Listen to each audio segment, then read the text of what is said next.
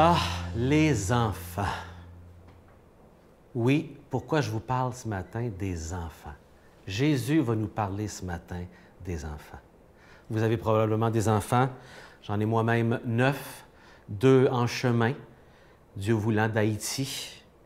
Mais vous savez, Jésus ne fait pas juste parler de son amour pour les enfants. Jésus veut utiliser les enfants pour nous faire une leçon ce matin, une leçon d'humilité. Écoutez bien.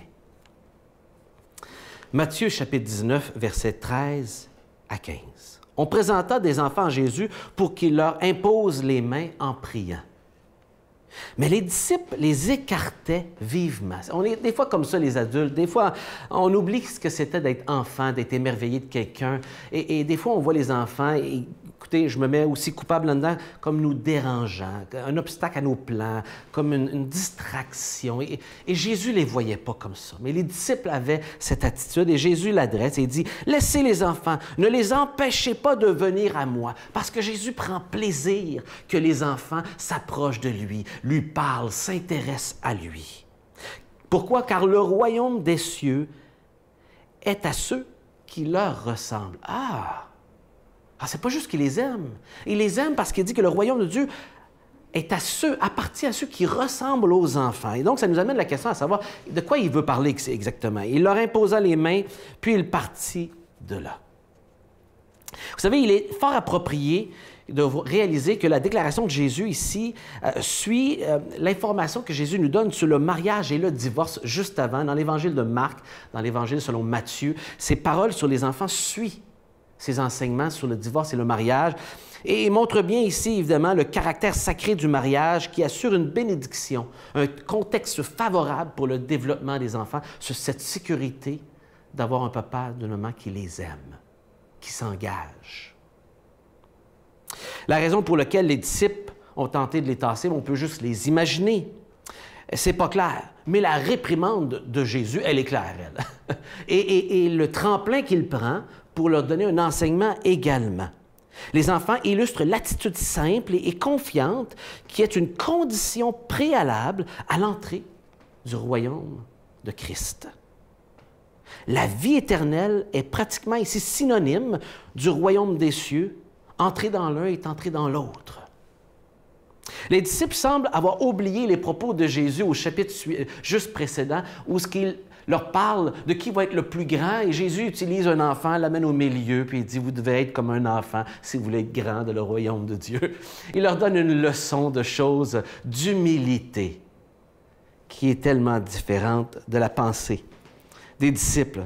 Cela ne signifie pas que le ciel soit réservé uniquement aux enfants, non, mais que pour y entrer, il nous faut adopter une attitude enfantine de confiance en Dieu.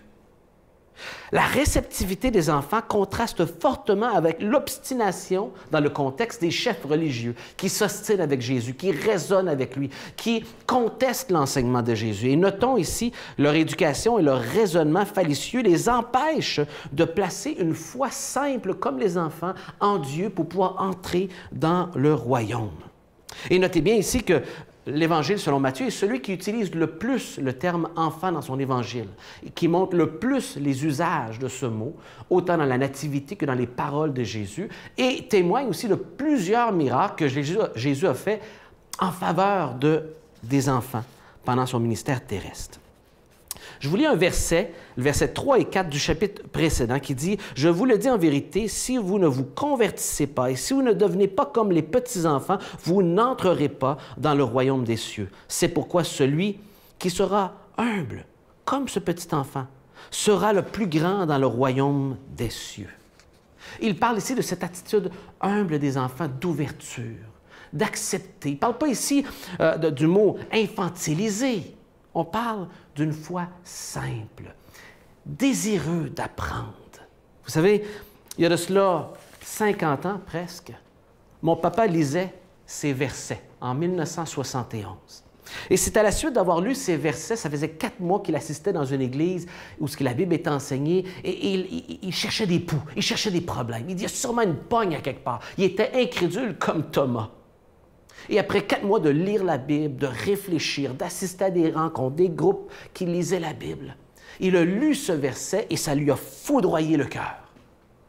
Il a pris conscience qu'il est en train de passer à côté du bateau et qu'il est en train d'avoir toutes les réponses alors qu'il avait suffisamment de réponses pour répondre selon ces versets-là. Il dit « Convertissez-vous comme un petit enfant. » Et ce jour-là, il a cru en Jésus et il lui a cédé sa vie et il a vécu la conversion comme un petit enfant.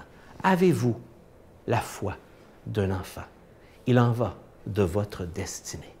Bonne journée.